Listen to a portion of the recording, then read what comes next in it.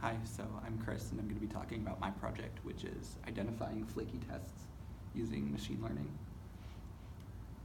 So my professor will be Michael Hilton, who is an assistant teaching professor here at the Institute for Software Research at Carnegie Mellon.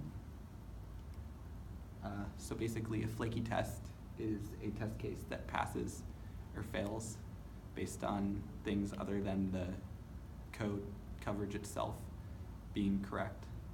So if a test passes and fails on the same code, then it's flaky. And this is really annoying for software engineers because most companies or teams that are working with software deliverables that you can't push code unless it passes all the tests. That was what the company I interned at did. And if one of the tests is flaky, then you can't push the code even though the code might be correct and there's nothing you can do to change it. And you might not know that the test is flaky, so you might not know to push it.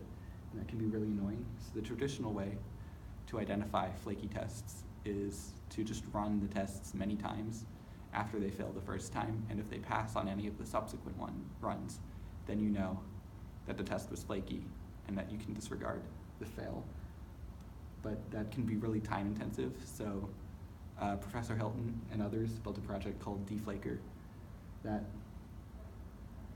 tracks code coverage by test case and by when a new diff is created. So if a test passes or fails when the code that it was supposed to be covering doesn't change and it both passes and fails on different runs, then you know that test is flaky and you can disregard it in the future. And you can do this without having to run the test several times each time. You only run it once and identify flaky tests over the long term.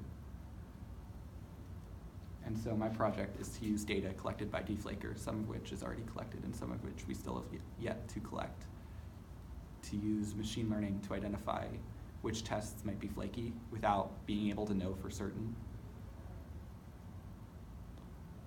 And so I'm going to use features collected by the test output and by the files in the project.